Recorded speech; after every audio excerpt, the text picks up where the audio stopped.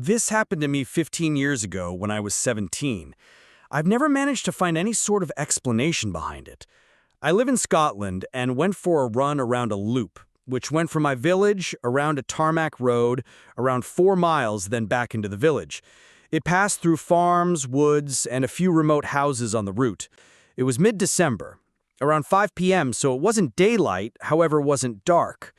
I was about 2.5 miles into the run with headphones in.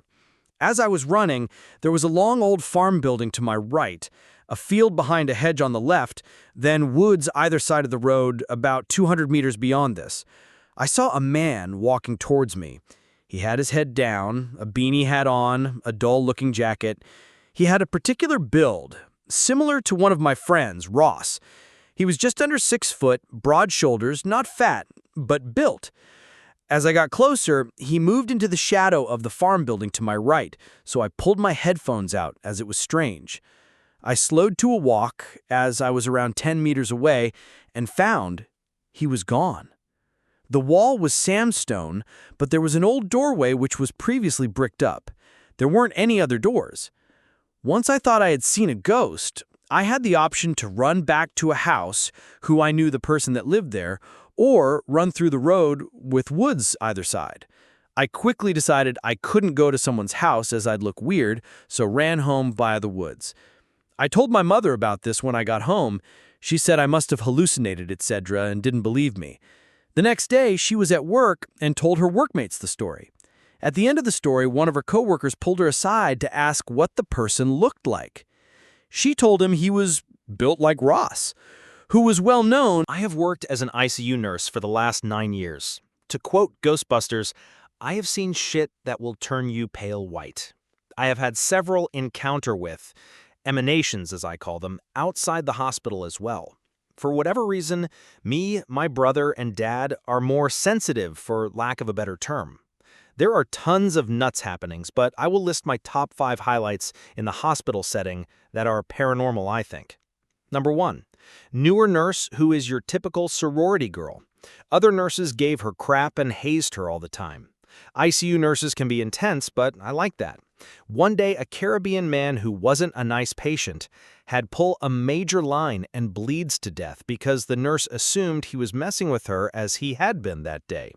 Saw the flat atrial line monitor for like 5 minutes. Floor is full of his blood. CPR and code blue fail, and he dies. His Haitian mother verbally curses the nurse, that room, and our ICU. That room and section of the ICU has been mega haunted ever since. Other patients have reported seeing a black guy with dreadlocks. That nurse also has everything go wrong for her for weeks after and leaves ICU months later. Number 2, at the nurse's station, while floating to a PCU unit, talking with the secretary and 2 other nurses and the charge nurse. All of us see a literal black cloud or shadows. It wasn't like anything I have seen before, move against the wall, causing a fluorescent light to flicker as it passed. The whole event took 5 seconds as it took its time. It was not any kind of light trick. I remember the secretary saying to me, "Did you see?" and me cutting her off saying, "Yes, that was a demon." What freaked me out was that everyone saw it, and not just me. I thought I saw red eyes in it, but I wasn't sure. Number 3. Patient codes and dies despite our efforts.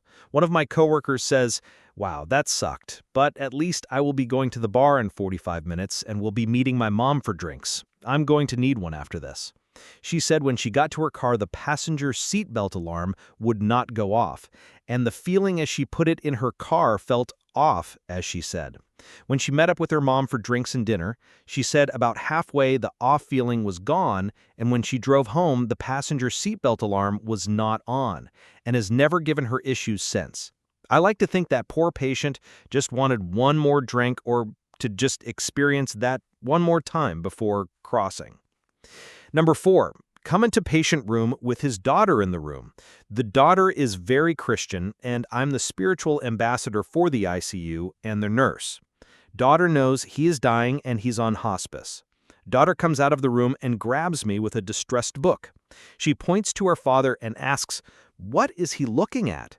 Patient has terrified look and is looking at the ceiling of his room, tracking something that is moving around while gripping the bed sheets. The daughter asks if he is seeing an angel, and if so, why is he terrified? When I approach the patient to do my job, the patient with terrified eyes turns to me and looks me up and down and says, "You're not an angel," before laying back down in bed and calms down. Nothing wrong I can find after assessing him then wasn't already wrong with him. Have a long spiritual talk with the daughter, which helps her a lot since she was also distressed. Patient dies the next day. Number 5. More just a funny story, but true. Hispanic man has code blue, and we are doing CPR, ALS, etc. to try and save him. His Hispanic wife rushes past us and punches him in the chest, yelling, "You're not allowed to die yet." He immediately wakes up, taking a gasping breath, and his heart goes from asystolic to normal rhythm. Everyone but the Hispanic couple freezes for like 3 seconds seeing this unfold. He fully recovers. This takes place around 2108. I am doing a government job and at that time was posted in a rural area near Bhutan border. So office times were lax and I usually headed back home around 2ish. Since villages usually have flaky electricity supply and I was heavy into gaming at that time, I decided to rent at the nearby town and would commute to office on my motorcycle for around 35 kilometers. The road was pitched and well maintained, but there were no houses around and sparse forest areas for the entirety of around 20 kilometers till the road merges with the national highway.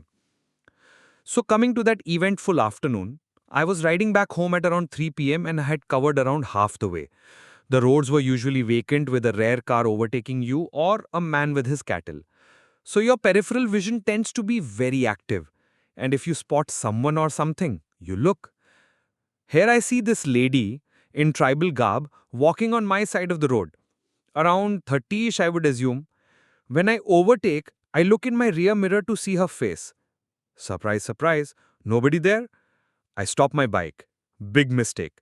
But in my mind, this was a spooky adventure and in broad daylight, mind you.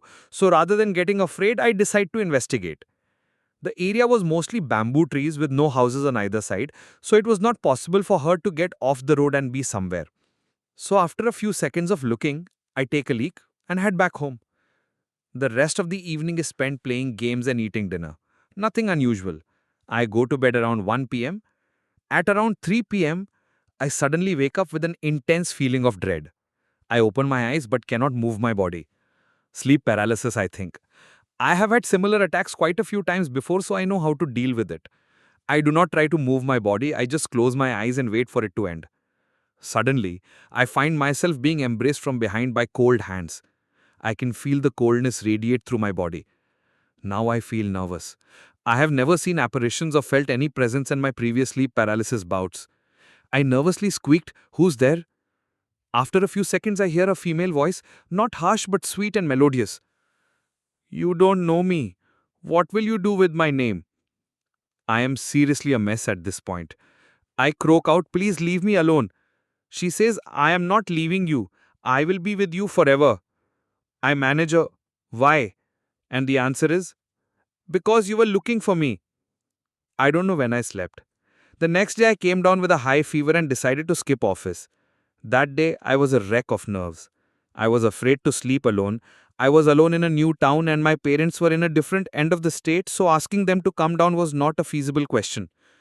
That night, same situation, I feel the embrace again. But this time, I pretend like I do not feel anything. I lay still and feverishly pray. I hear the voice, "Do you not like me?" I do not reply. The voice repeats, "Do you not like me? My husband did not want me, so he killed me. Go to X village and ask."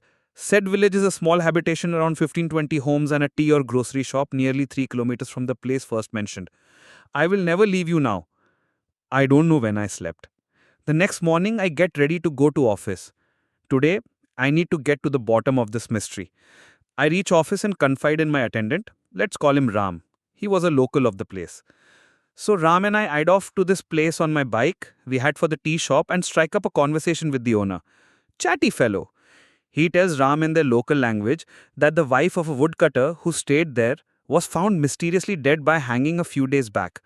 Local authorities declared it a suicide, but the info was that the couple were constantly fighting and overall it was an unhappy marriage. Reasons: the lady did not conceive after 5 years of marriage. The husband was obviously grieving and stuff, but tongues were wagging about how he had done off with his wife. I now knew what I needed to know. Ram takes me to a local tantric who asks me to narrate everything in detail. I spill all the beans. He says I was a fool to stop there and God was with me that I was not dead in these 2 days. According to him, people who get their lives snuffed out are usually malevolent after their deaths. They do not know right from wrong and vent out their anger on any poor soul who happens to cross their path. And silly me had to pee there of all places. He performs the puja for me and gives me the ashes. He said, spread these on your entrance and near your bed and do not clean them off for 7 days. He takes only 20 bucks from me as payment. I do what I am told, and that was the last time I was bothered by this entity. To conclude, the logical mind would assume sleep paralysis and my colored mind to be the reason for this experience. I would beg to differ for a few reasons. First, I am not sure you have a coherent conversation during sleep paralysis. Some people do see things, but the way she talked to me and narrated the place of her death does raise questions. Secondly, I have never had sleep paralysis for 2 nights continuously in my life. Thirdly, at the first instance, when I saw her on the road, how could she disappear in a split second with no place to be or hide for a few miles? I feel that this experience have opened my eyes and broadened my horizon. I am no longer a naysayer. There are indeed some things which we may never know about for certain, but which will continue to elude us and sometimes give us a small peek into their existence. Please share your experiences for our reading pleasure.